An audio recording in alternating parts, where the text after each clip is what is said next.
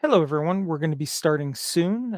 Just to make sure everyone is aware, we've got some very, very interesting breaking news. And with any luck, we're going to be able to get some exciting information out to you guys. But for now, just hang tight. We're going to be live soon.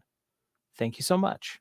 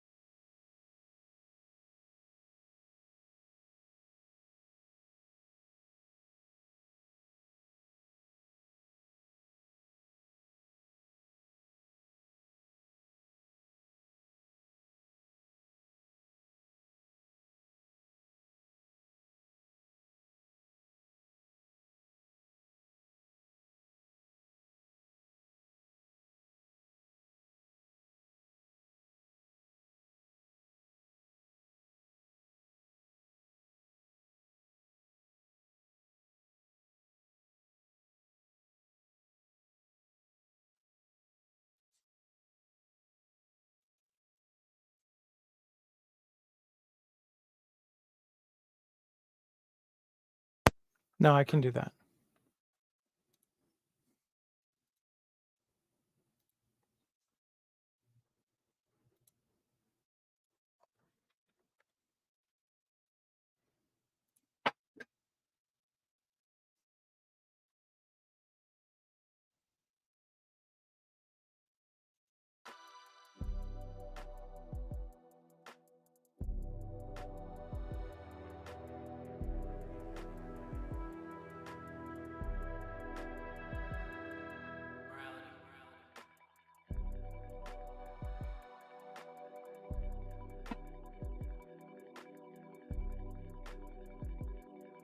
And welcome to the Ryder Brothers Breaking News Special number 6. Tonight, we have got some of the biggest news leading up to through all of our breaking news specials to this moment here. Well, can we start opening the champagne just yet? No.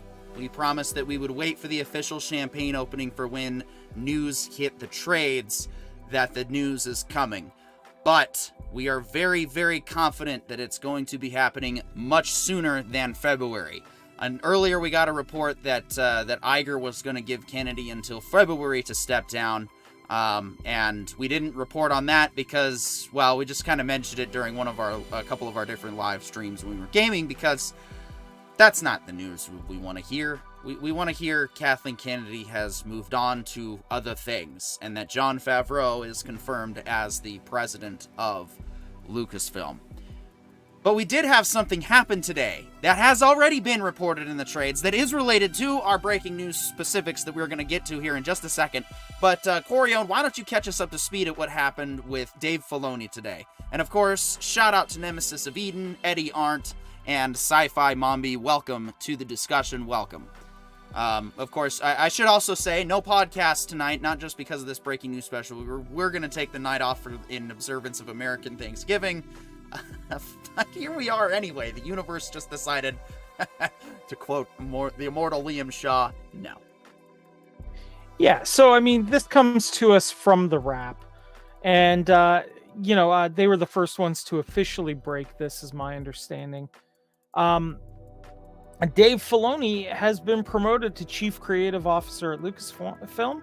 Now, look, guys, you're going to see that Kathleen Kennedy is mentioned in this article on more than one spot. But here's the truth.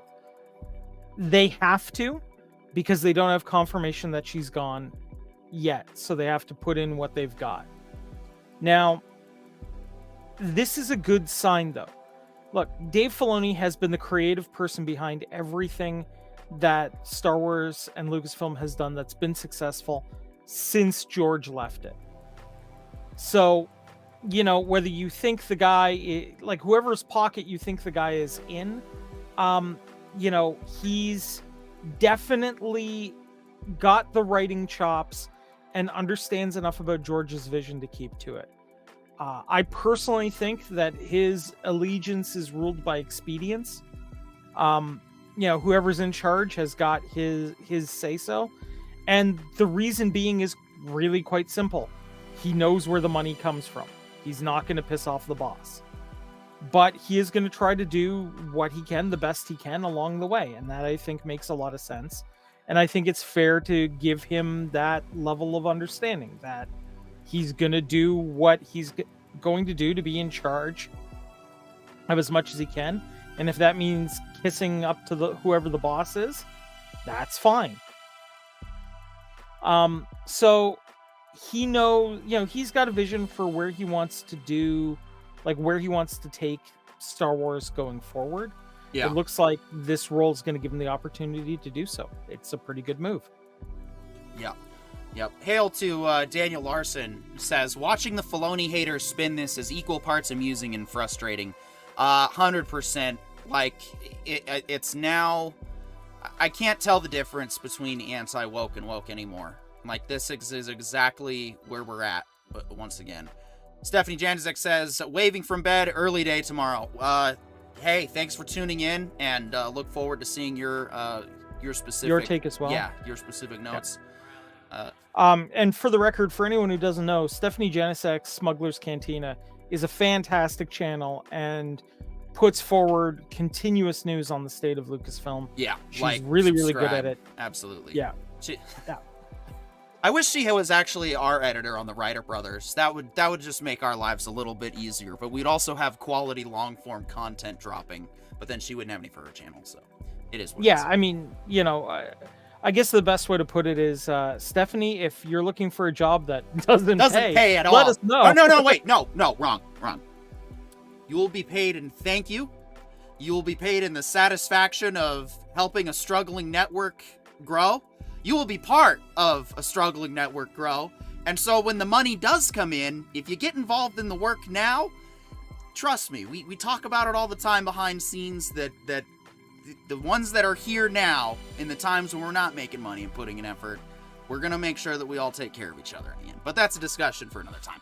But we're here to talk about... All kidding aside, Stephanie, you're amazing, and we really appreciate the work you do.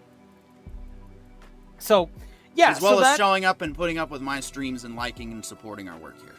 Absolutely. Now, here's some of the interesting pieces, though, that go with this.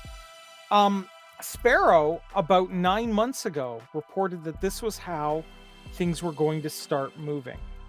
Okay? Was that Filoni would wind up being in chief creative, Favreau would wind up taking over Kennedy's role, and the two of them were going to move it into a new future. So if you look at things from the perspective of things are starting to move forward, then they, you know, I'm sure Sparrow was sitting in, you know, some fancy chair, turning it around and going, everything is proceeding as I have foreseen it.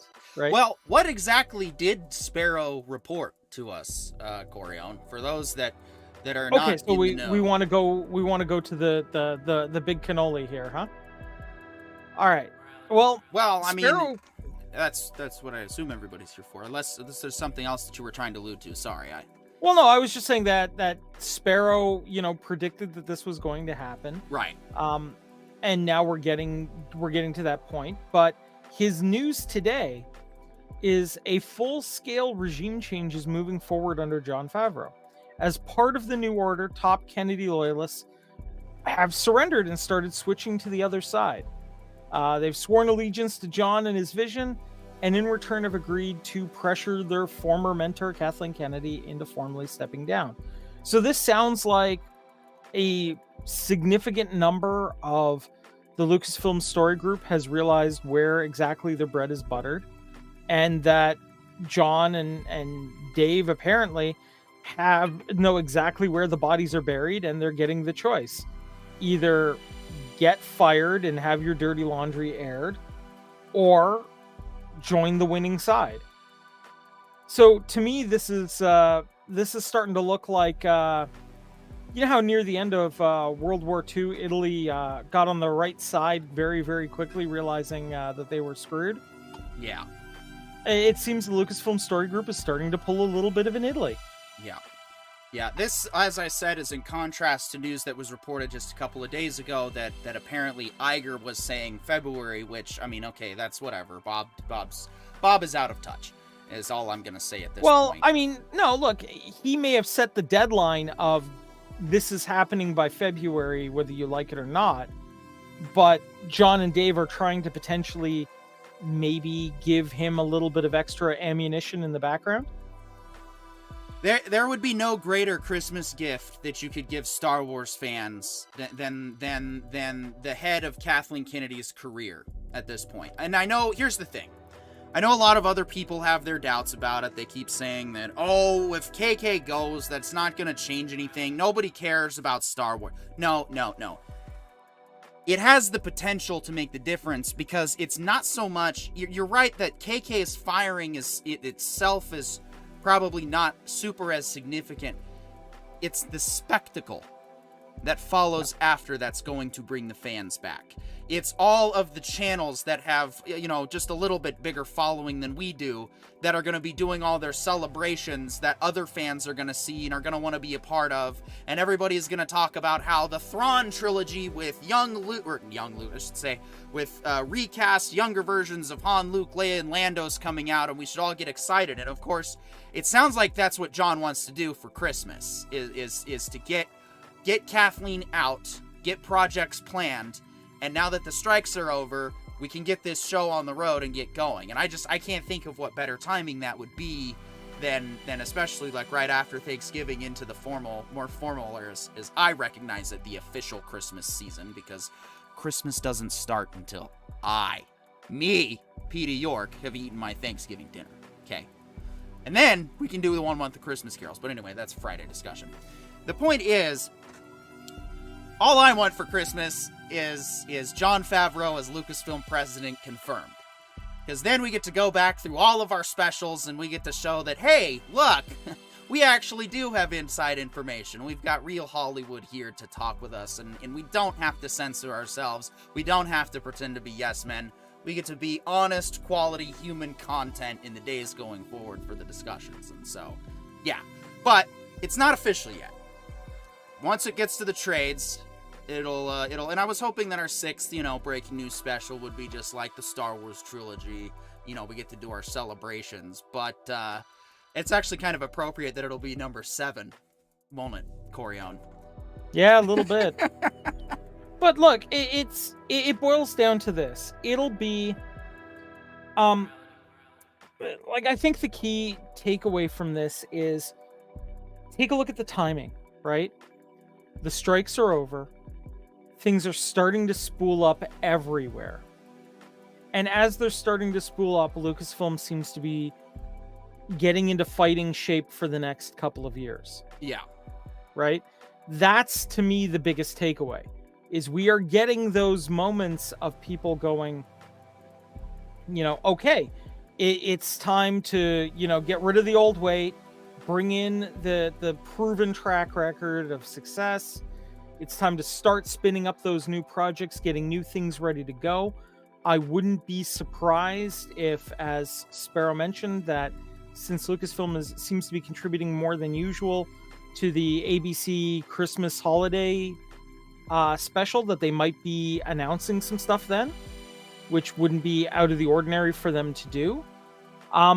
So it does mean that, even though Daniel Larson says that the average Star Wars fan does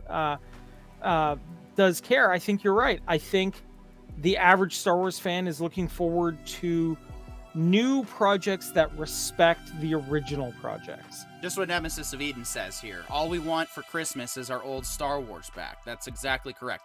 Daniel Larson also says something poignant. None of the blobs care if she goes because they need Star Wars to remain a mess to finance their bitch fest content. That's, I mean, look at all these crazy, like all the Filoni theories that Filoni betrayed Lucas have about as much credibility as Flat Earth. Yes, I'm going there with it because it's ridiculous. It's amazing that they say that, you know, because Ahsoka. Okay, the reason why I figured out why I'm so sympathetic to Ahsoka personally, and I was saying it, and yet I didn't click into my own life experience how that actually clicked. So this may come as a shock to all of you watching this, but I actually did make a Star Wars fan film, and I would love to share this Star Wars fan film with you guys someday, maybe on next year's May the 4th. We'll see. If there's enough enthusiasm and interest to see it, you know, well, you guys I gotta see the trailer circulate on social media without me putting it out there. That's just one way it'll happen. But I wrote, if you compared the final product of my Star Wars fan film to the original script that I wanted to do, and had to slash immensely because of time and because of budget and all these other things that just came up because, well, you know, making a fan film with almost little to no money that you earn from Taco Bell at your summer job, you know, you get what you pay for. That's what it came down to. So having had to do that to my own Star Wars project myself, that's what I recognized with Ahsoka while I'm watching it. I'm like, there's like details and story arcs that are missing here that were supposed to take place that got axed because we got reduced from probably 12 episodes to 8 episodes. And so it's, there was clearly a different story to be told there. So I think the reason that fans got turned off was because they were expecting Kathleen to be gone by the time Ahsoka went, and it didn't happen. And all we kept hearing was, you know, all these other networks got to spin the narrative of, oh, look, Filoni's just doing more of the same, even though Ahsoka's not even close to more of the same. That's ridiculous to suggest. I'm gonna have to do a side-by-side comparison and put on there. CC Karaoke says, "Give me a minute. Come on in, man. You've got the keys to the castle for the reason." I will give you 2 minutes. Yeah, exactly. Be more realistic. 3 is pushing it. Yeah. But 2 will be acceptable. Anyway, Corian, sounds like you got a thought anyway. Well, no, I was just thinking, like, look, all of the timelines make sense. Now, do I know for certain, like, am I going to be saying, like, yes, Kathleen Kennedy is going to be gone in February, guaranteed 100%? No. Look, even Sparrow in his transmission said that, like, this is the situation on the ground as of today. Right? Yeah. Kathleen Kennedy has proven herself to be like the pop culture vampire that just won't die, right? Yeah. She might find a way to survive this, but I don't think it matters at this point. She's been on vacation for like, what, 2 months, 3 months now? She hasn't been back to the office since Indiana Jones bombed. I don't think she's going to be let in, right? And if that's the case, like, yeah, no, it's totally normal for the president of a production company to go on an extended vacation after their movie, you know, flops hard in the theater. It flops harder than any other movie has flopped before. Is Feige finally gonna bite the dust after the Marvels? What's going on there? You know, like, look, I don't know what's gonna happen to Feige, right? Yeah, my money is on the Marvels was already a planned detonation, like they knew it was going to bomb. Yeah. And so they put it out at just the whatever time to get it out the door. Daniel Larson says, some people think Marvel is salvageable, but Star Wars is dead. But I tell you, Star Wars is on the mend. Marvel is near flatlining. Yeah, more people watched Ahsoka than they went to see the Marvels in theater. So. Now, that being said, there is something very interesting at the end of the Marvels. Oh? There is a good stinger at the end of the Marvels. One of the characters who got pushed through a we'll call it a portal, because I don't want to spoil anything for anyone who actually is interested in watching it, wakes up and Hank McCoy, being played by Kelsey Grammer, is tending to them in a bed. Okay. So the Beast is back and is being played by Kelsey Grammer. So maybe they're bringing in the X-Men. That could be good to try to salvage Marvel at this point. If they brought in X-Men, they bring in Fantastic Four. They should, might you know what something. else they should bring in for Marvel? They should also bring in good writing. This is an idea. Well, yeah. I mean, look, we're all at that point, right? Like, I don't think the fandom at this point is going to, at any point, be accepting of poor writing anymore. No. You have a shot to get the fans if the writing is good. Look, I don't think going in the next 5 years, I think what we're going to see is mediocre opening nights, and then everyone will get on social media and say whether something is good or not. So those initial test pilots will be more than willing to sacrifice their eyeballs to a terrible project. And if it turns out to be good, they will let everybody know. But if it's bad, they will say nothing. That is my prediction for the next 5 years. I mean, I'm happy to give honest and constructive critique and whatnot, especially on this show. But I'm also not going to spend time just wallowing in hatred and making things awful. All right, joining us from somewhere in the great northern region of America, it's Mr. CC Karaoke, a longtime friend of this channel. Good to see you again. Glad you're able to pop in. Glad to be here. I was looking at my subscription feed after Mead, and I saw Star Wars on the title, which I am eternally passionate about. So am I. And I couldn't help it. Had to hop in and join the conversation. All right. Thank you very much. Yeah, absolutely. So we'll just catch you up to speed, because as you probably heard, the big news that hit the trades today was, of course, Filoni is now Chief Creative Officer in Lucasfilm. So this, of course, means that we can expect the Ahsoka season 2 moving forward. We can also probably expect Thrawn trilogy, although I have a feeling John's probably going to head that project up more on personally himself, because what we need at this point with John coming in to really get the fans, to keep the fans excited for Favreau, is people want to ask, well, what's John's credibility for being president of Lucasfilm? His resume is simply Mandalorian season 1 and 2. That's it. Don't watch season 3. But Mando season 1 and 2 is basically John's resume for Star Wars. Well, I mean, you can also argue he's the architect. Yeah, I think you can argue, too, that he is the architect of the MCU. Like, the initial architect, right? He has built the groundwork for significant series in his past. If he keeps that kind of energy and that kind of, like, desire to link projects together, we're going to be golden. Yeah. Yeah, I think that that under Favreau, Star Wars will be better than it's ever been before. To be perfectly honest, I mean, obviously, it's we thought that going forward, because we thought Lucas selling it to Disney was all that, but you know what? We didn't know any better. Nobody knew any better at the time, and all we heard was that new Star Wars was finally coming to the screen, and so yeah, we gave it a fair shot. Like, I think that we were all fooled in the sense that, anybody can be fooled by people who lie on their resume and get jobs that they're not supposed to. It happens in corporate America all the time. So it's just, it is what it is. But I have faith in Favreau because of, like I said, Mandalorian season 1 and 2 speak for themselves. Favreau's a fan.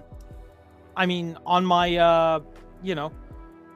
my resume now, thanks to YouTube, I'm like a social media contributor, and something like and manager of successful multimedia campaigns and channels, right? Like, you can put anything on a resume and make it sound dope, right? Yeah. I'm sure somebody could put like making a sandwich on the resume sound like they should be entitled to a CEO position based on it, right? Yeah, and KK just happened to be at the right place at the right time, working with Spielberg and Lucas, to get her way to her position, and then of course managed to ruin it all because she couldn't just let the people who knew what they were doing do what needed to be done. So, like I keep saying, every single breaking news special, it didn't have to be this way, but it is. It's done.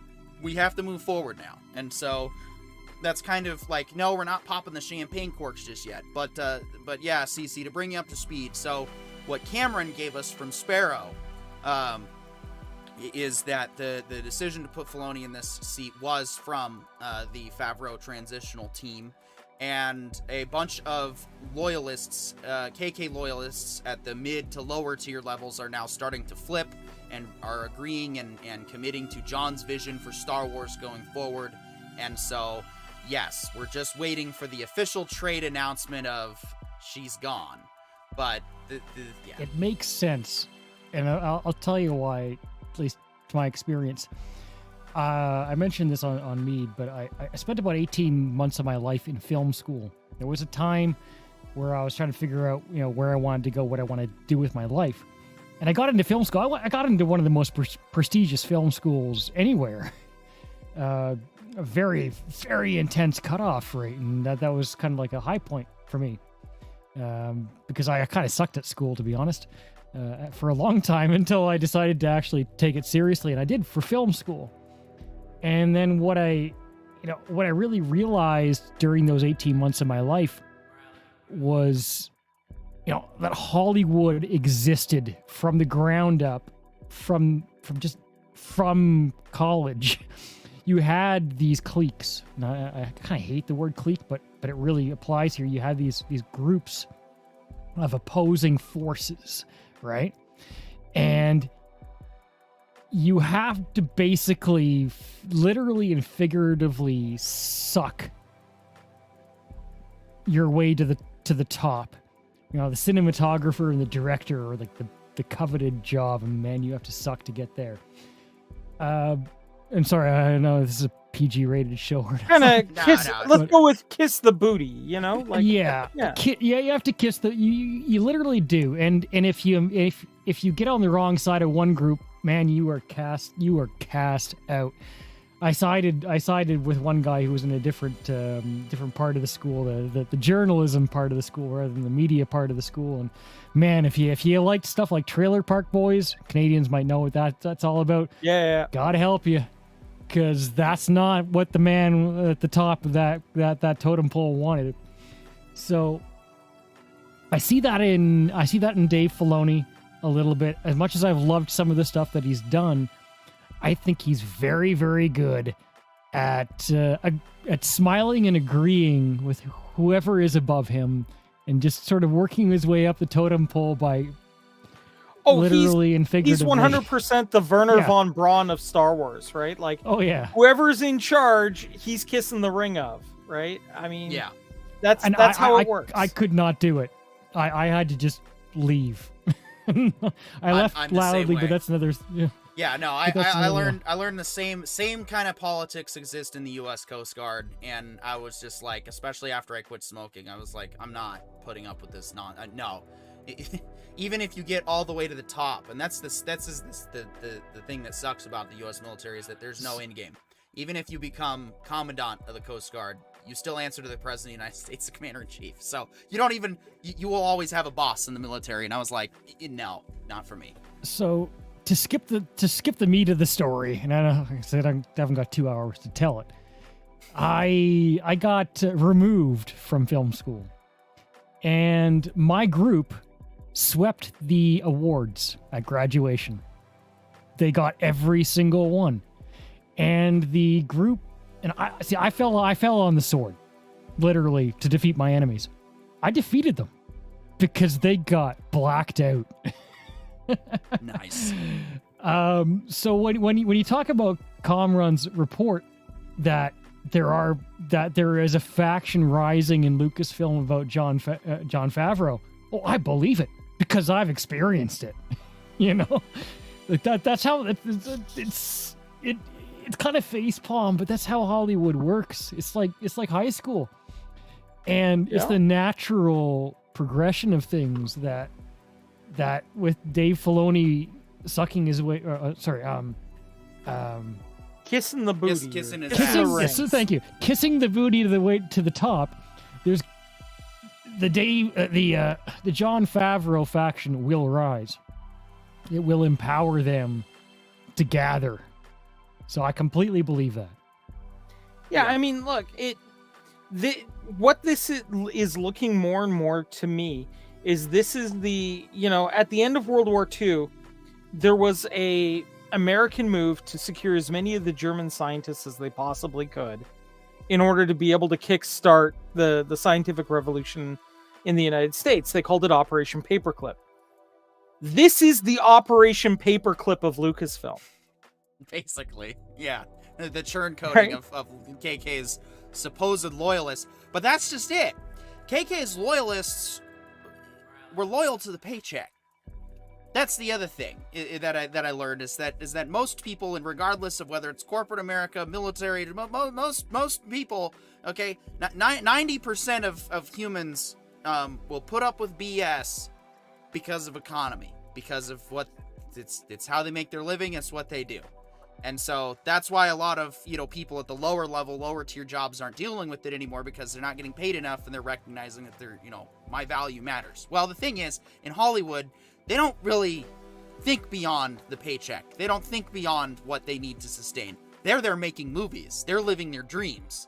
And so what am I going to do to live my dreams? Well, as Daniel Larson says, yeah, Heil, now let me build the rockets. That's basically how it works there, is whoever's in charge is the flag you're flying.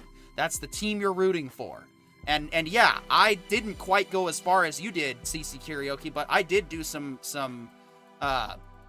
digital video production in high school, and I was going to go to a film school, but I was evaluating and looking at the Hollywood culture and the cutthroat and the politics and the ass kissing, and I was just like, no, I'm going to go do my own version of that for the military. You know what? I'll curb myself. 38-year-old me would not do what 20-year-old me would do. I was way more hot-headed back then, and I didn't get into fights.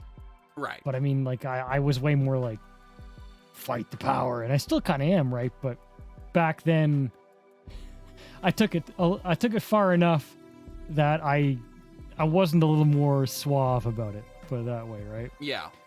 Well, the way yeah. I like to explain it is I was all about, sticking it to the man. And then very, very shortly after my university career, I wound up becoming the man and didn't really know what to do with that. And just kind of got used to it. That was the other reason I got out of the military. I was like, I am becoming that which I despise. Anyway, Lord Trinan says, Star Wars has good actors trying to save it, but are hindered by the shackles labeled KK. Marvel has no such saviors, and a big ball and chain labeled Feige holding it back. I will say that Marvel did have one, diamond in the rough, and that was Loki. With that, 12-episode miniseries, that was really, I absolutely. Yeah, the second season of Loki was pretty passable, right?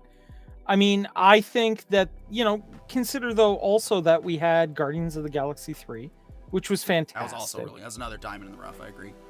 Right? We've had some good steps this latest Marvel phase. I think they're trying to right the ship, but they're not exactly sure how. That's what it feels like to me.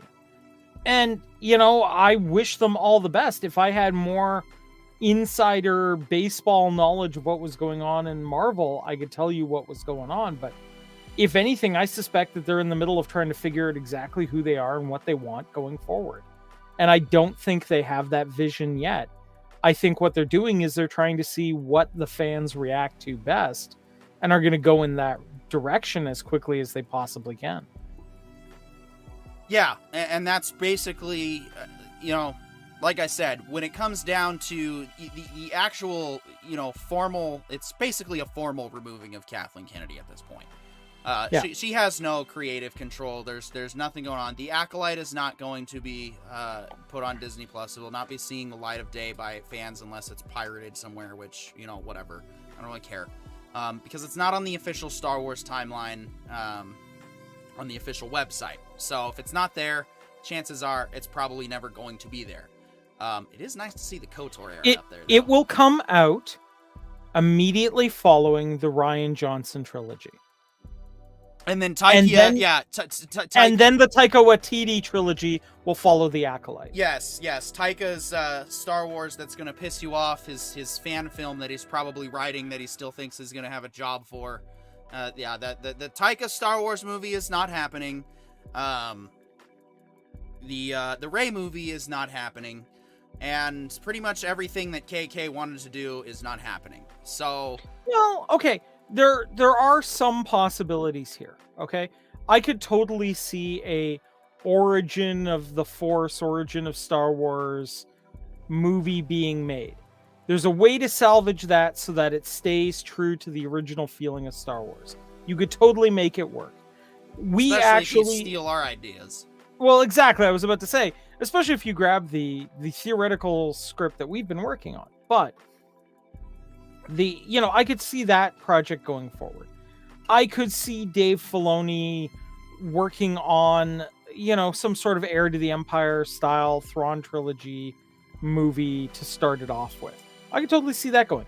So 2 out of the 4 projects mentioned at Celebration are on the realm of possibility. But you can't run a whole celebration for just 2 projects.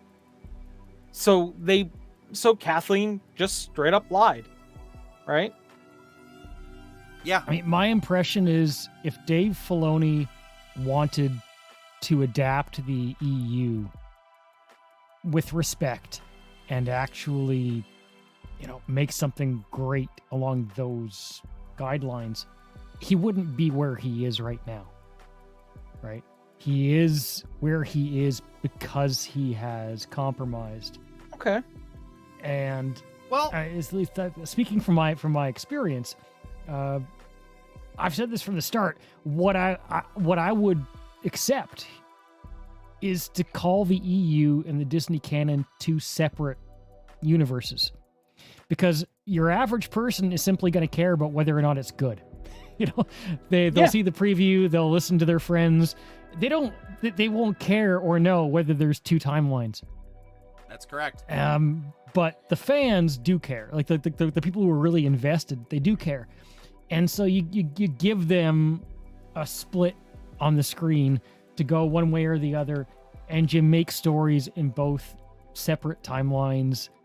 I get the feeling they kind of wanted to do that, right? It hasn't come together, but that was very clearly, like with the owl, they were going that direction. Yeah. And I would accept that, Well, the that's EU is it. still protected. Yeah, right? And I see what you're saying about Filoni.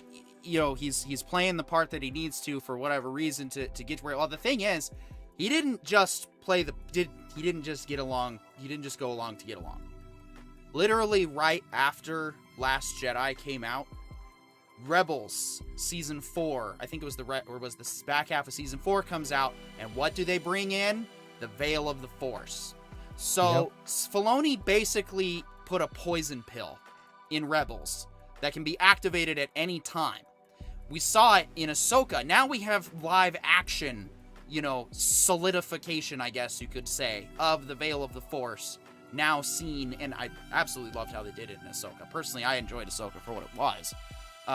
And I think that season 2 is going to be a very different type of show taking place in its own galaxy, while the Thrawn trilogy will now move forward. But I don't think there's any hurry to get there at this point. I think what we will probably see is the Thrawn trilogy is going to start going in that direction, just like you're suggesting. And then I think we're going to get to a point where fans are going to be like, wait, how does this align with the sequel trilogy? And that's when, they'll come out and say, that's the best part. It doesn't. And that'll be that. Mm-hmm. So yeah, I mean, I think that's kind of the way it's probably going to go. Look, I think Filoni recognizes that he can't necessarily do completely, shot for shot, beat for beat adaptations of EU books, but he can take those story beats and adapt them to what he is allowed to do.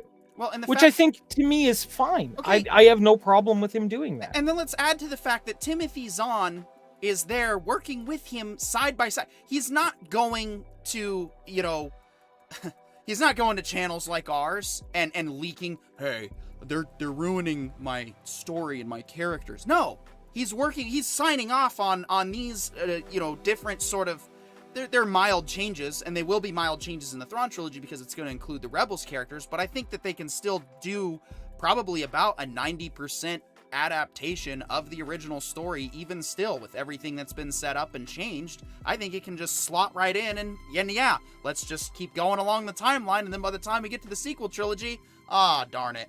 Anyway, yeah, literally that. Oh no! Anyway, and that's, that'll be the yes, change. so sad. Anyway. Yeah. Right, yeah, very sad. Well, they've been waiting anyway. it out for sure. They've been waiting it out. Oh, yeah. Just, I have this belief that Kathleen Kennedy is going to reach the singularity and live forever. That's what it feels like. I mean... No, look, somebody will stake her and expose her to the sunlight that she needs. Somebody will make it happen. Well, it sounds like that's what's happening already. In Lucasfilm, all of her loyalists. And then, I don't think she actually had any loyalists. She had power loyalists. As we said, it's just a bunch of Von Brauns that are loyal to the whoever holds the keys to the power to let them build their rockets, and that's pretty much. There's a significant percentage of people who will read the tea leaves and jump onto whoever's winning right now. Yeah. I mean, Kathleen Kennedy, they're gone. I mean, I'm willing to bet half of them said, like, who are you loyal to? And they responded with the winning side. Who else? Right? Yeah. Like, I mean, I'm it's amused just that by simple. it. It's just, yeah. Yeah. But the thing is... And I don't blame them either, right? Like, look, if I was at a job and there was a major regime change and I was told, look, you can either stay loyal to the old regime and be fired and humiliated and probably never work again, or you can get on board with the new regime, I'm pretty sure I'm getting on board with the new regime unless they're really that abhorrent to my beliefs. Yeah. Daniel Larson says, I'd argue the veil was Filoni's way of resurrecting his precious Ahsoka, but he probably also noted the potential to use it against the sequels.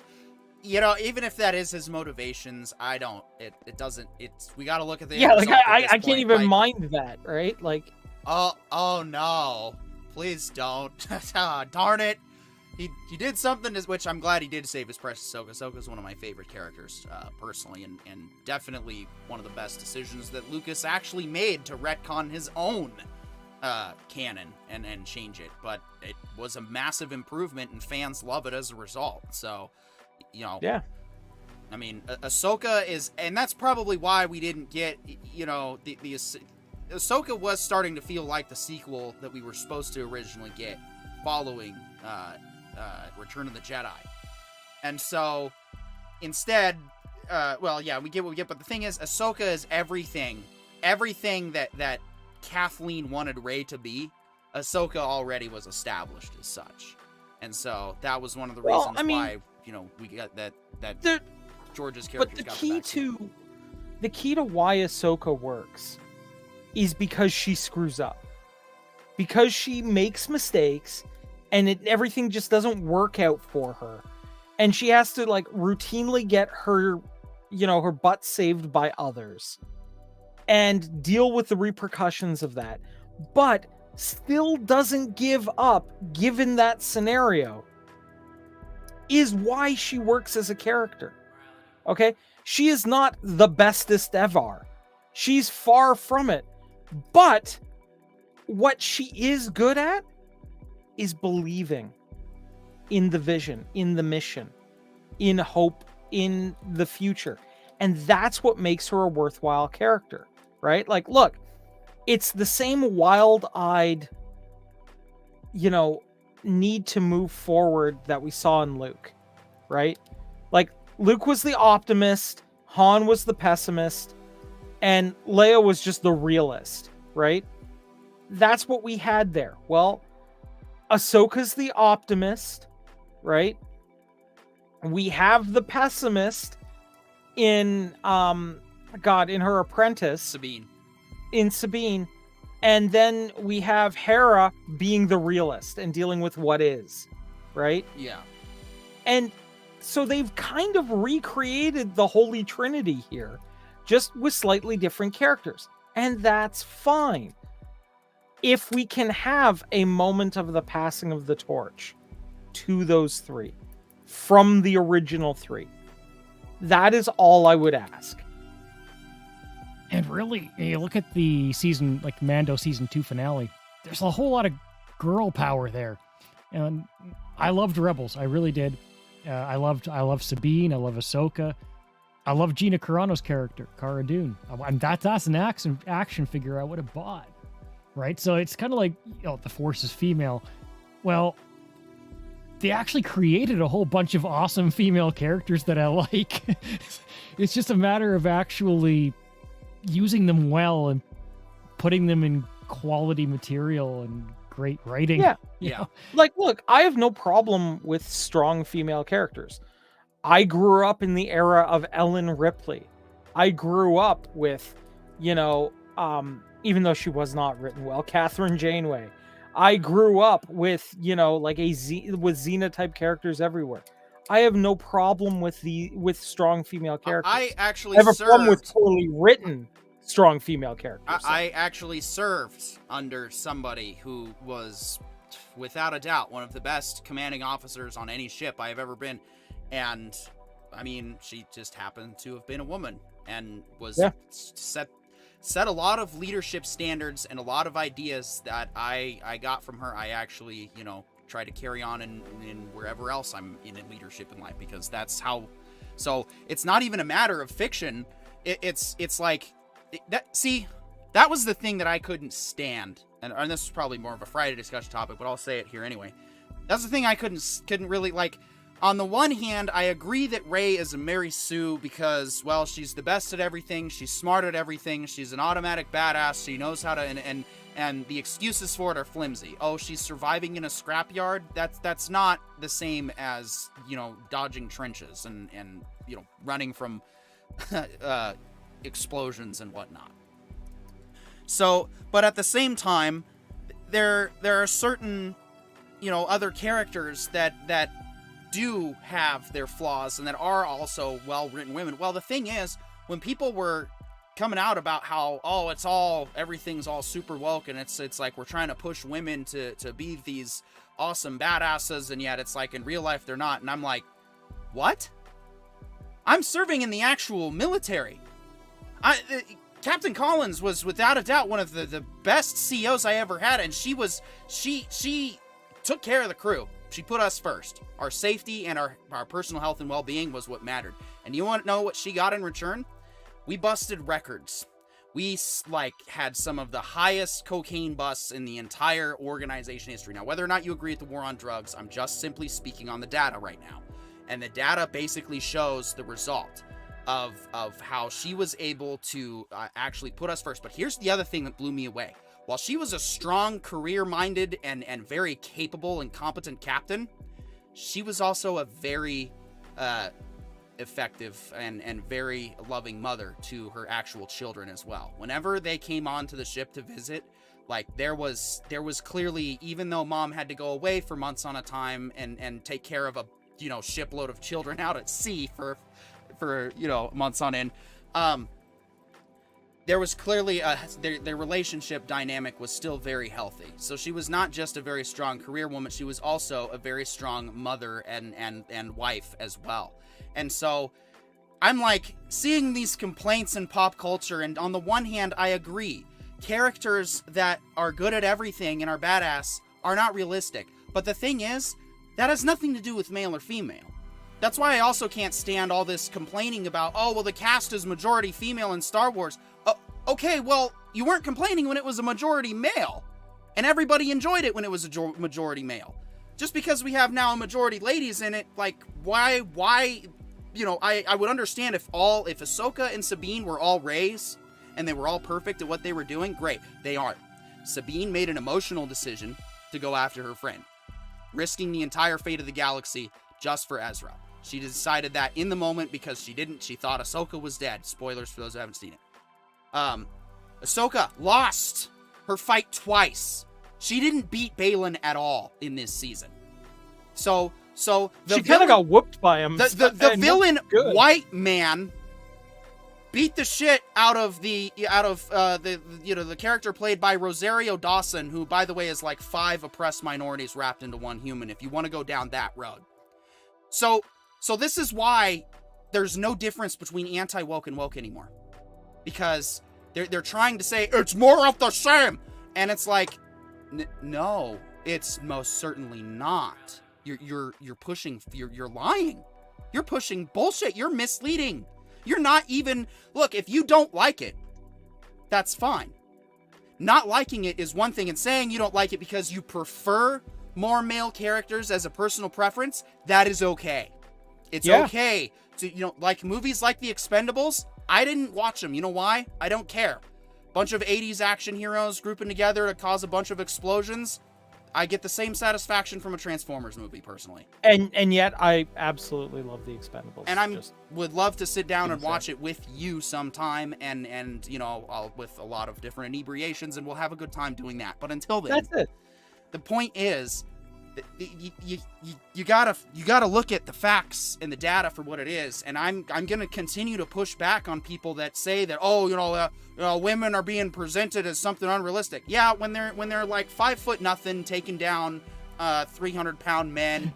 Right. I agree. That's gotta unless she's got super serum or whatever, we need explanations for that stuff. Or even just like, look, and I think this is a good point to make.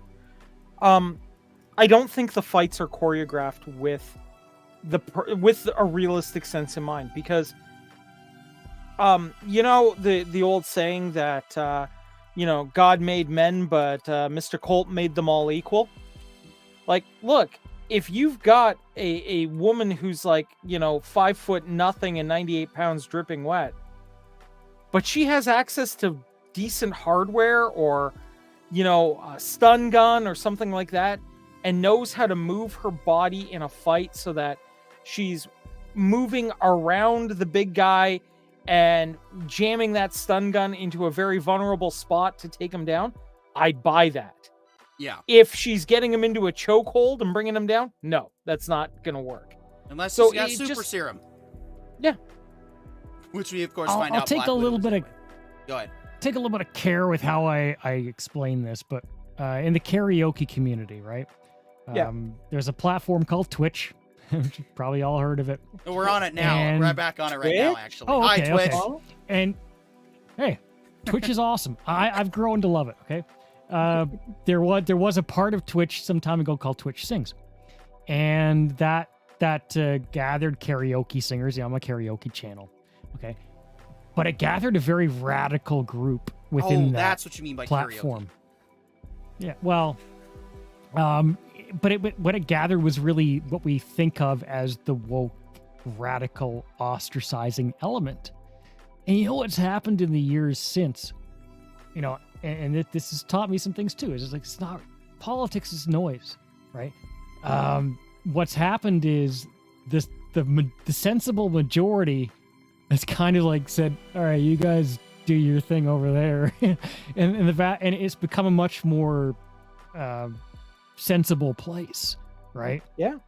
And I'm a glass half full type. I think that's the natural kind of evolution of things, is that we're not just talking about a minority here.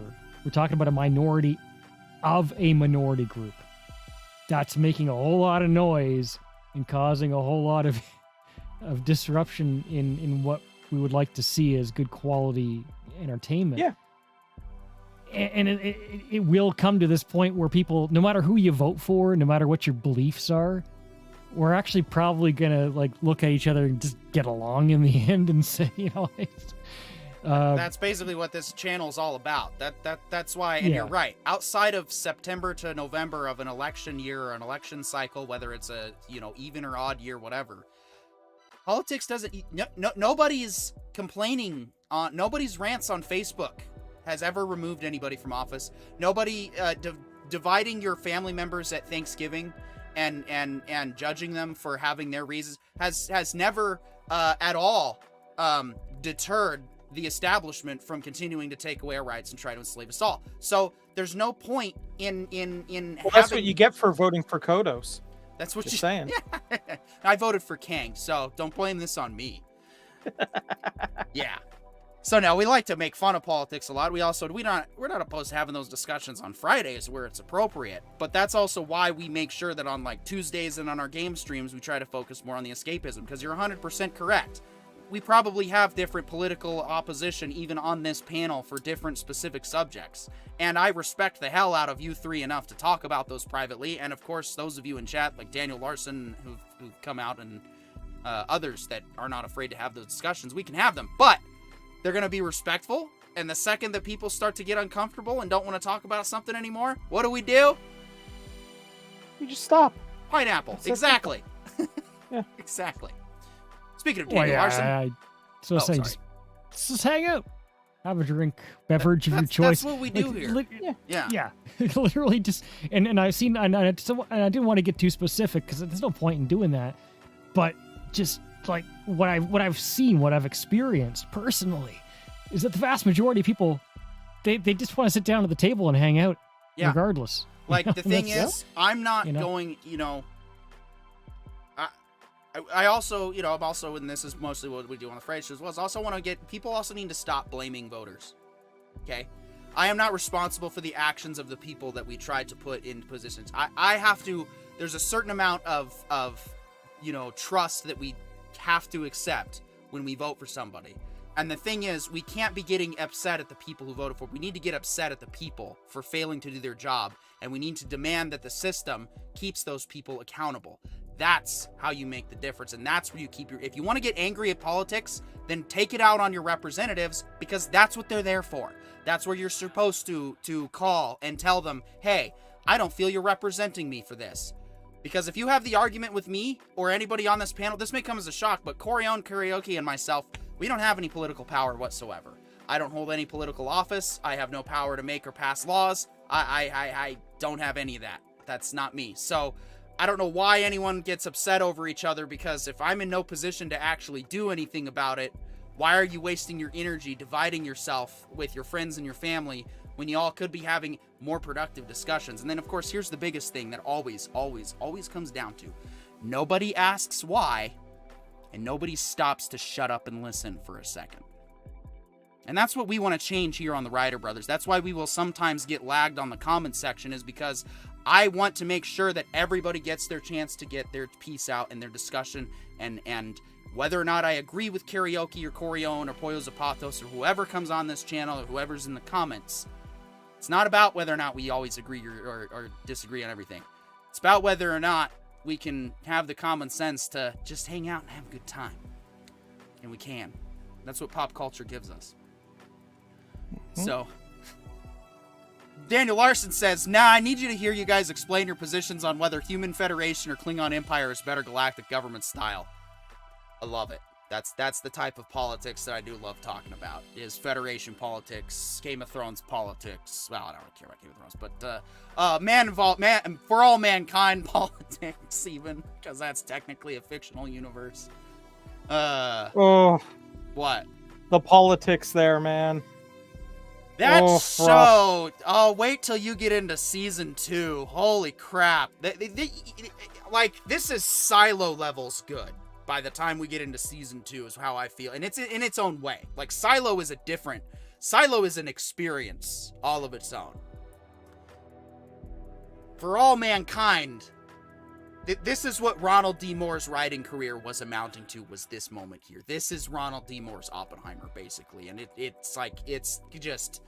He does go pretty hard on some of the situations and takes his characters through. But you know what? I always forgot. One of the things that made BSG so good was that even though he does go hard, he makes it with good reason. He always has some good ideas and concepts to make, and some good character growth to come out of it. So it's yes. If you like Ronald D. Moore, if you like Star Trek Deep Space Nine and or the new Battlestar Galactica, you need to start trekking out For All Mankind on Apple TV, which we will, of course, talk about hopefully more next week. Yeah. No, I mean, look, to me, look, I don't know whether, which is more salvageable at this point, whether it's Star Wars or Star Trek, and what salvageable looks like. Because let's be honest, we cannot continue to live in How the about 80s how about real and quick? the 90s. Why don't we do have to move forward with the culture. Yeah, why don't we take what you just said and why don't we actually think about that and contemplate that idea for a second? Because here we do occasionally like to have intelligent discussions.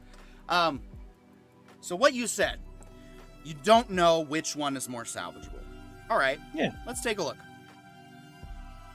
Have you ever stopped watching Star Wars as a result of what Disney did? Yes. Okay. I still too, as of this day, not seen The Rise of Skywalker. Okay, but Nor have you will I. stopped watching the original trilogy? Well, I've got a daughter who's of the right age, so of course I watch it with her. And the sequel trilogy, you still watch that one too? Yeah. Solo? Or sorry, the prequel trilogy. Yeah. Or excuse me, yeah, my bad. Solo, I always haven't get those seen... mixed up every time. Yeah, PS, Solo no, I haven't wait. seen in a while. Just because I want to find something of significant value in it, but I do have difficulty finding it. Yeah. But well, that's just so okay. So I'm definitely looking forward to watching Rogue One again, especially after Andor. And Andor was great. Absolutely loved Andor. So you're still gonna watch the original Star Wars. You're gonna watch the Star Wars that you still love, right? Yeah. Okay. What about Star Trek? Have you stopped watching I still watch Deep Space Nine. I still watch some of the seasons of Voyager. I still watch last 3 seasons of Next Gen. And I've been watching Strange New Worlds. I keep hoping they're going to change the title to Strange Nude Worlds, and then I get to see something fun. But, hasn't done that yet. But that's kind of where I'm at. Like, I'm very selective about what I will watch in Star Trek now. Right? That's what I do, right? Is but you haven't if a show doesn't, yeah. Yeah, still CC Karaoke. You said earlier you're still a diehard Star Wars fan, regardless. Yes. Okay. What about Star Yes. Trek? Can't remember. You Well, know I Star grew up with it. I started as a Star Trek fan before I became a Star Wars fan. Trek? Yeah. And I'm not going to watch every single episode of every season. Deep Space Nine closes in on that. But what I like to do with some shows that had in there, that had their hits and misses, I'll choose 12 to 18 episodes out of a season. And those will be the ones I rewatch when I rewatch the show for the 5th time, And I'll still do that with Star Trek. No matter what the actual actors may have said off, on Twitter or whatever, I still enjoy a great film, and I'm going to watch it again. Yeah. So it sounds like between the 3 of us on this panel that Star Wars and Star Trek are very much alive and well. Yeah. I will say on this network, they most definitely are, especially since I like to play and promote Star Trek Online and Star Wars The Old Republic often. So we can at least say with a certainty that 3 people on the Writer Brothers right now are still Star Wars and Star Trek fans, and therefore we have pulse. We have pulse of life. We have. It's a small pulse. It's 3 fans that we can confirm that are still fans and still willing to give the content a try. But that's 3 that we know we could say with a certainty that yes, we want to see. I want to see what new content can come out. I want to see but I would like to see after we do Thrawn trilogy. Speaking of Star Wars, I would like to see something totally new. Okay, I would like to get let's do KOTOR. Bring that to the audience that hasn't seen it yet. Either way, we've had our fun with the Skywalker sagas. We've had our fun with Darth Vader and Anakin. Let's just get away from them for a few years and come back maybe another time. Let the well refill before we go back to drinking from the well. I would totally be fine with doing a different era in Star Wars. Daniel Larson, comes in with the fire real quick. Says, if Kenobi High Ground memes still exist on Facebook, then Star Wars is not dead. Yeah, concur. Yeah. Look, I don't think any of the beloved franchises out there are dead. I do think they are changing, though. And I think, look, the experiment that was I'm going to call it excessively liberal social change through media, I think that era is over. Okay? I think we've realized that it doesn't work. I Yeah. think what's replacing it is nothing yet. And we're going to be looking for something to replace it. And I would argue that now is the perfect time. Look, with the writer's strike, a lot of the projects that we were not looking forward to have been axed, right? The projects that are left are very evergreen material. Now is the perfect time for somebody to come along and put something new in front of us. Something that respects the traditions of human storytelling since we've been sitting around watching campfires burn, all the way up to the modern era. Okay? I think now is the perfect moment if you have a thing out there to pitch it, because it has the potential to get a lot of traction. We know people will still come out to the movie theaters. Top Gun proved it. We know that people still want content because, look, the streaming services somehow are still alive, which means enough people are subscribing to them to keep them on the air. The viewers are waiting. They are sitting there patiently, waiting for Hollywood to get off its butt and give us something new, something exciting, something we haven't seen before.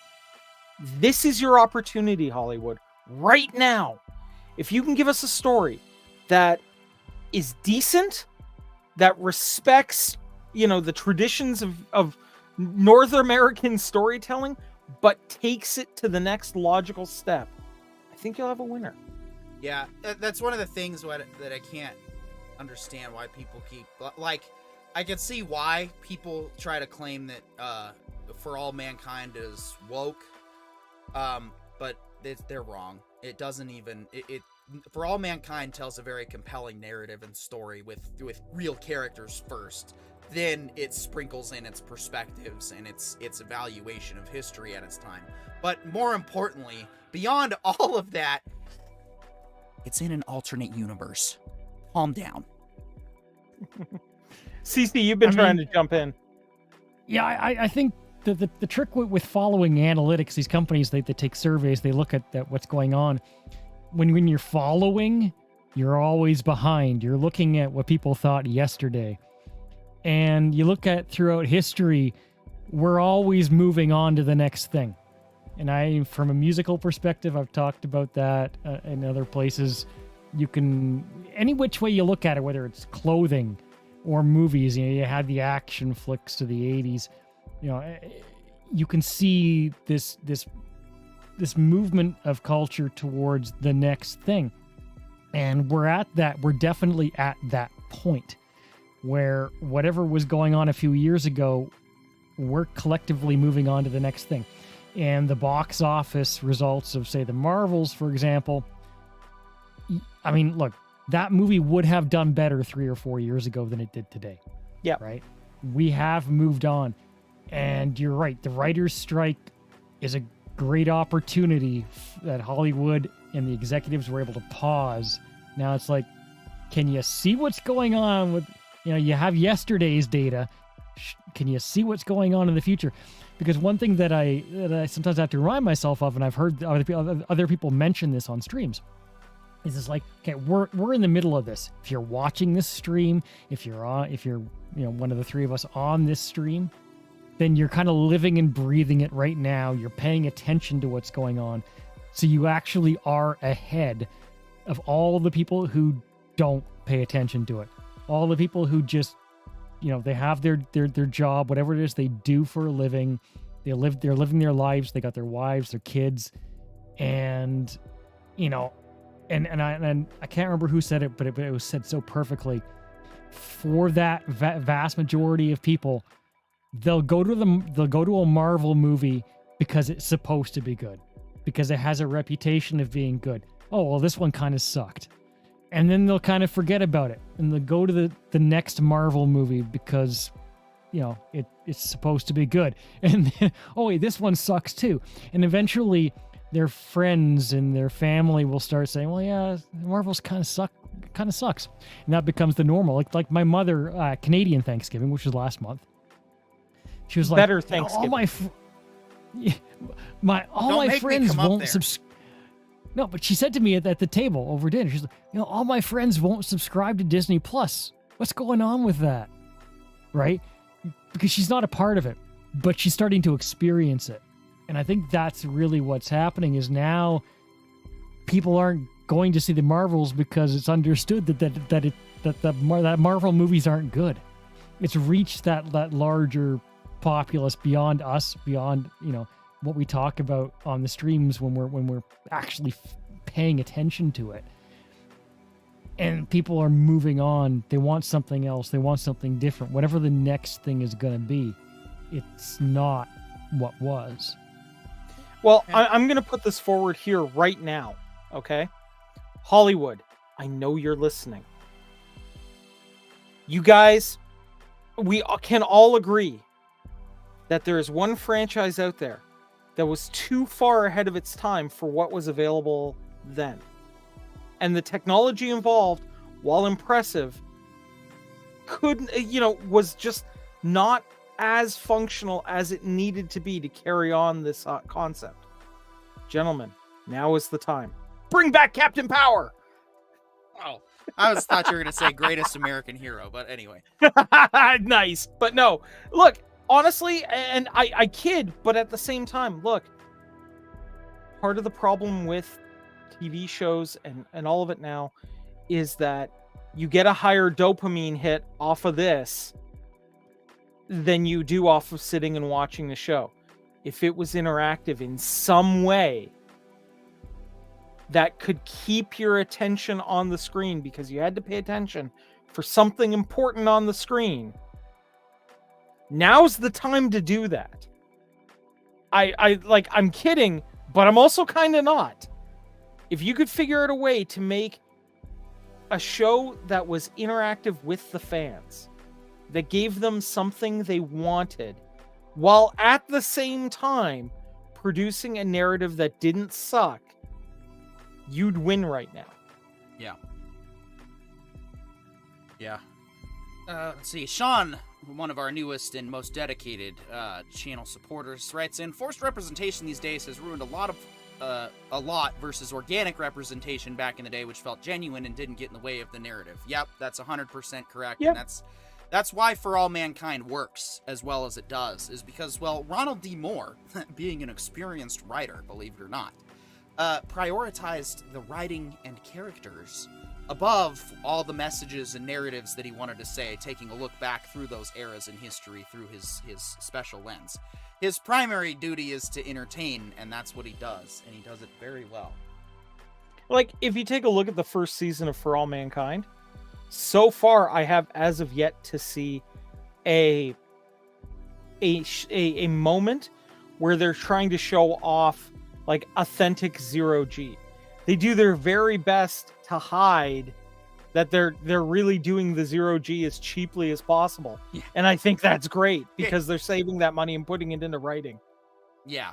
No, the effects and the visuals, everything about it is it is a high quality production, but it is interesting that they focus more on trying to do as much practical effects as possible on top of the very crisp CGI that is used. Like this is a top quality show. It is an example of everything that I have been saying that cinema and TV needs to embrace, finding a balance between practical and digital effects and making them work together.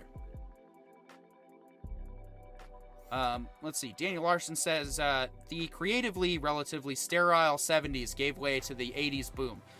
This recent days of high inflation and low U.S. self-esteem echo the 70s. I think the later 20s will be the new 80s.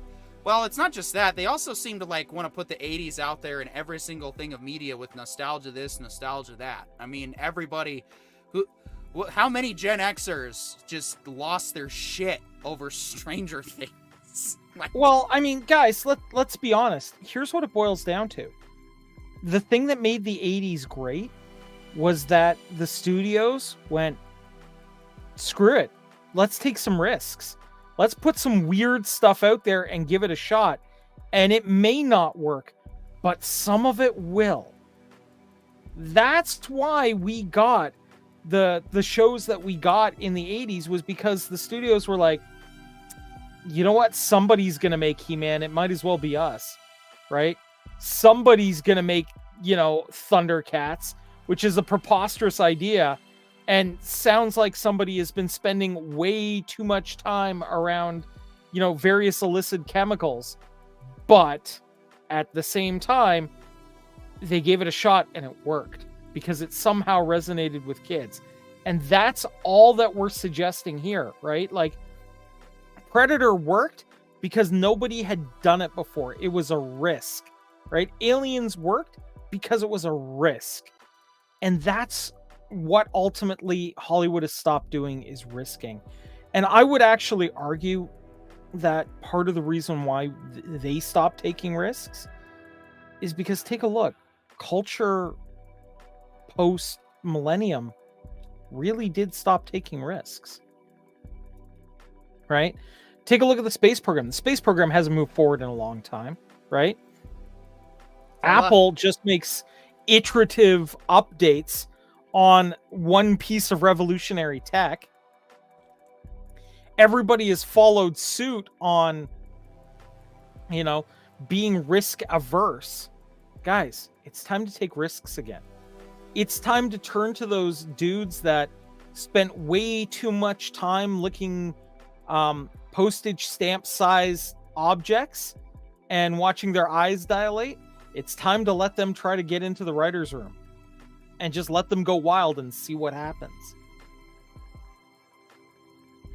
Yeah, no, I mean, taking risks and trying new things and it can be scary, but worth it. Yeah, that's it. So that's basically what this is. So that's Daniel Larson says, I'd argue 80s action hero was an homage to an evolution of the 50s Western hero, so we'll probably get a new 80s action hero in this upcoming golden age. You know what I've loved about Star Trek? Good Star Trek, and when Star Trek is at its high point, is when it's doing the ensemble casts. Like, me personally, I think that's probably what I've always liked is when you have like a group of characters that people can relate to. So people like the 80s action hero is because certain lone wolf types, or people who think they're lone wolf types, I should say, like to relate to that because they see that and they're like, oh, that guy's strong and independent and a badass all on his own. That's what I want to be like, strong, independent, badass all on my own. I mean, we all think that we're strong, badass, and independent. Truth is, if you live in modern society, you're dependent on everybody else around you, but that's a discussion for Friday. I think that ensemble's a good way to go. I think just having good characters was always the secret. We don't necessarily need... we just need good heroes. Whether or not they happen to be men and women, well, if they're going to be men, then let's make them heroes that makes, the stuff that makes good quality men. If they're going to be women, let's celebrate the stuff that makes women awesome and make them good women characters to abide by. And then, any kind of mild changes or fluctuations in between, because personality is... yeah, that's the game changer. I'd be strong with a good, strong... tentacle monster that don't need whatever, right? Like, just give me a well-written character that I can relate to on the level of, I don't need them to look like me. I don't need them to be like me. I need to feel their humanity and be able to find some aspect of it that I see myself in. Like, that's what made Gina Carano so popular. Like, okay, I'm gonna do this one. There's actually a TV series that I've been binging lately, if only because I decided I wanted to try something different, and that's Blue Bloods. Now, this show is about as, a far field from me as you can possibly get, okay? It's about a Catholic New York cop family, okay? Like, I have nothing in common with these people. And yet, every Sunday, They get together with as a family and wind up as part of the show debating the issues that have come up in that week and discussing them as a family and coming together, even if they disagree, and breaking bread together. And that, even though it's not my family, even though it's not my faith, that coming together and putting aside your differences and breaking bread with family, that resonates with me on a deep, deep level. And yes, the action is great and all those good things. Yeah, my favorite scenes in in Firefly were always when they, were hanging out around the table, talking stories or sharing a meal together. Because that's when the time for sharing stories and camaraderie is. One day I'd like to have the Ryder brothers take place at a buffet table. This just sounds like a good idea, especially if it's got prime rib. But there you go. Yeah. No, it's like what CC Karaoke says. The whole point is everyone is supposed to hang out and chill here. This is where we're supposed to exchange ideas regardless of where we come from, and primarily try to argue pop culture when we're on the Tuesday show, which turned into a special. So well, we've been going for over an hour. Do you mind if I plug what's going on with me? Because please do. Okay, so ladies and gentlemen, I've been nominated for the Cheer Choice Awards. This is a awards service that has been put out. I've been told it's kind of like for lack of a better term, the Oscars of social media. And I'm really hoping that I can talk you guys into voting for me. If not for me, then for your favorite YouTuber that you see out there. It would make my day, though, if you chose to vote for me. You can vote daily, once per email address. I will go ahead and put a link to my video that explains how to vote for me in the chat. If you guys would be willing to take a look at that video and consider voting for me, I'd really appreciate it. If it all works out, I'm going to try to get the Writer Brothers and myself to the show in Vegas, and hopefully try to arrange to do a live stream together with all of us, which I think would be great if we were actually able to do a live stream with all of us sitting together around one camera for the first time ever. And have that dream of us sitting around, eating prime rib, discussing events of the day, and bringing you guys along for the ride. So I hope you guys can help me make that happen. I would really appreciate it. And if you can share that out just to the 4 wins and help me out, I'd really appreciate it, guys. Yeah, absolutely. And that benefits. So if you like what we do here on the Writer Brothers, this is definitely going to roll back to benefit us as well. And I love doing this stuff. Whether we're doing pop culture, whether it's breaking news, or whether it's planned or whatever scheduled. And of course, I'll go ahead and take a moment to say that starting in January, we do want to start bringing you a bit more of a higher quality Writer Brothers network, meaning we want to stick to schedules much better if we can. We want to have events and shows and stuff planned out and more organized. And we also, when we say we're going to show up on a Tuesday and a Friday, we want to make that happen. And so it's a struggle to get everything lined up. But it's also, we want to grow, and that means bringing a better quality product for you guys, because if our quality is winning you over to the point where you're talking about us at the water cooler at work, to the point where you are sharing us because you can't get enough Writer Brothers content, you want us to grow, and you want more shows, that's the way to make it happen. That's what we want to do. But in order to do that, we need to keep tweaking things here and there, and the holidays kind of just came up on us without really any plan for this year. Life happened and things had to change. And so what I want to do going forward is we're going to make sure that we know what to expect for our holidays. So we're not, you're not looking forward to, oh boy, I can't wait till Tuesday's discussion. Oh, look, PD's canceling the show again this week. I don't want to do that. So but until then, we're just going to kind of ride out the rest of the holidays as we ride it. We will try to be back next Tuesday with a more in-depth For All Mankind discussion, probably covering Season 3. We will hopefully be caught up on Invincible and everything that we want to talk about as well.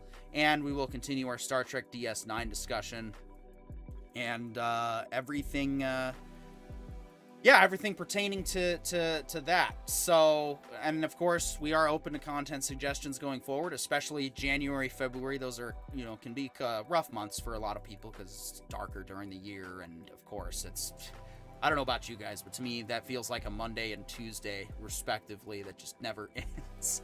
So we want to be on top of our January gets me a bit, yeah. Yeah. We want to be on top of our game coming out of the track for 2024, going into year 3 of the Ryder Brothers. So that's going to mean that, so for going forward, we have our show next week, of course, and then our last podcast will be on December 19th. We will be taking a break from all podcasts and probably the casual show. I'll decide that for myself since that's what I primarily do. But the Tuesday show will not be back on until January 9th. Because we're going to take a nice break. I don't know what we're doing for Christmas movies yet. We need to talk about it offline. But and this Thursday, given that it's Thanksgiving, I'm going to say no Rogue Council, but I think I might decide to do something fun. I might decide to boot up Valheim and do a live playthrough and post where the server is located in the chat. So anybody who wants to join in on the Valheim experience can pick up your sword and fight against the rampaging hordes. Well, that's something I may have to contemplate then, because that is I'm also thinking of hosting a Thursday stream for those who need it, but if we do a joint stream and cross stream on that game, that could be fun. We'll see. Yeah, we'll see. But yes, I want to thank you guys for tuning in, especially guys Daniel Larson and Sean bringing the discussion, and Lord Trinan saw you in earlier as well. For those that quick need the recap, KK Loyalists are flipping hard, and apparently pressure is going to be now coming from multiple directions now to just get her to resign and have her move on and be done with it. And there's more than just Lucasfilm pressure. There's also pressure from Iger to have her out by February. Hopefully that happens sooner so that we can get announcements for new Star Wars content, so we can all get excited for the new Star Wars content that'll be coming down from actual Star Wars fans. I know it's been a long road the last 10 years. I've certainly tried to find the light in it and the best of it, and I mean, it wasn't all for naught. Andor, Rogue One, Solo, Ahsoka, Mando Season 1 and 2 were all good Star Wars properties. And, without Star Wars, I don't even know if SWTOR would still be up and operational to this day. And I love that game. So, it's probably will be firing up right around that. It's a great game if you have not played it. Yeah, it's fantastic. Do yourself a favor, check it out. It's not something you like. So say MMOs that don't require you. I know that turns a lot of people off. It's like, oh, I have to play with other people. You don't. With Star Wars, with the Old Republic, just download it, play it. You can play it solo. Maybe you make some friends along the way. It's a great story, like EU quality, kind of like classic Star Wars. I highly recommend the Dark Side of the Force story arcs because they are so much fun. They're not necessarily better writing, but the Dark Side is fun. All the story arcs are worth playing through at least once. And yes, the Dark Side, well, actually, playing Dark Side on the Jedi, you get to do some pretty messed up stuff, especially as a consular. Like, it gets pretty nasty quick. But yeah, no, you play. I also played as a Dark Side bounty hunter, and that was a lot of fun. But yes, Daniel Larson says you guys have a wonderful Thanksgiving. Thanks to you as well. Don Rangers Power says Happy World Television Day. Hope everybody's doing well despite Disney Plus's cancellation of the Muppets Mayhem. Oh, didn't hear about that. I don't know why they would cancel it, but that sounds that's actually a really good thing, guys. Oh. Look, Disney has never made they don't know what to do with the Muppets as it stands right now. Oh. And letting Disney not screw with them more seems like a good idea until they have a really, really solid until they get plan. the Jon Favreau equivalent for the Muppets. Maybe we should just leave them in the box for now. Yeah. So, but again, talk about other timeless classical pieces. Anyway, But yeah, want to thank everybody. Please like, share, subscribe, and like I said, for the rest of this week, probably just random game streams. And I kind of found out after missing Friday that I sort of need the Friday show to start my weekend. So I would definitely, whether or not we do the podcast, the Friday's its own everything. And of course, Sunday Gunday Fun Day is always a good time too. That I think that's going to take a break next week either. But anyway, anything else? Any last minute plugs or things to say? Anyone in the chat? Final word? Nah, I think I'm good. I think we have covered all we need to. So at this point, we're basically, I'm hoping that the next special is the final, once the trades announce it, and depending on where our schedules are at and what day it is, we will definitely go live as soon as we can, and we will have our celebration hangout time. Talk about how, in retrospect, amazing the sequel trilogy was. And then, once we're going to do all of our anti-KK celebration, we're going to have all of our fun. And then on this network, it's done. It's moving on. Mm-hmm. She will go off into whatever life she has. We won't talk about her as much. And that'll basically be our priority once we've had our, celebration, and once we've had our raid. Oh, Optimus Dan in the chat says hello there. Fellow content creators, variety streamers, they do a better job of this stuff than I do currently, so please check them out on both Twitch, or no, not, oh wait, excuse me, they also do Kick. Kick, and of course YouTube. They are great couple group of people. Actually, since Optimus Dan, I'm sorry, you know what? We're going to keep the stream going for a couple of minutes because a fellow Star Wars fan who I do have respect for and a SWTOR player has come up. So bear with me, guys. I know you guys were just eager to get out of here. But, so Optimus Dan, what has been happening? So you probably heard in the news that Dave Filoni is now the chief creative officer at Lucasfilm. That puts him in a much more powerful position to do Ahsoka Season 2 and maybe possibly the Thrawn trilogy moving forward. However, we got news from our insider Sparrow. She reported that loyalists, KK loyalists within Lucasfilm are starting to flip and are agreeing that Jon Favreau's vision for Star Wars going forward is going to be the best idea for Star Wars going forward. And so what that looks like and when that's going to be officially announced is basically what we're waiting for.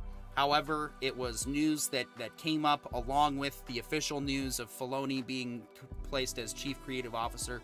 And so, yeah, Optimus Dan says, that's insane, very out of the blue, but it had to happen. That's exactly correct. And so now the pressure is on from people at Lucasfilm to convince Kathleen Kennedy to maybe resign her position, and then the Favreau transitional team can complete putting John in the big boy seat, and we'll go from there. So yeah, basically from here, we're just waiting for that official word. We'll do our celebrations. Breaking News Special 7 will be our last thing for the Kathleen Kennedy saga. It'll be hopefully the final, or, there's like a blob % chance that she survives this, and so we'll probably be saying, why we will not be talking about Lucasfilm products going forward if that's the case. I'm pretty much ready to dedicate a full-on Lucasfilm blackout if that happens. Like, we won't even, what's Star Wars? Anyway, but no, I don't think that's going to happen, and we don't want that to happen. We all love Star Wars. We want more Star Wars. We enjoy playing Star Wars. I, enjoy playing SWTOR PvP all the time. So yes, we want to keep Star Wars alive and well, and as long as I'm alive and breathing, Star Wars is alive and well. So there we go. As long as there's just one fan out there, it's still alive. Thanks everybody for tuning in. Please like, share, subscribe, and I'm Peter York, the Ryder Brothers. I'll see you when I see you.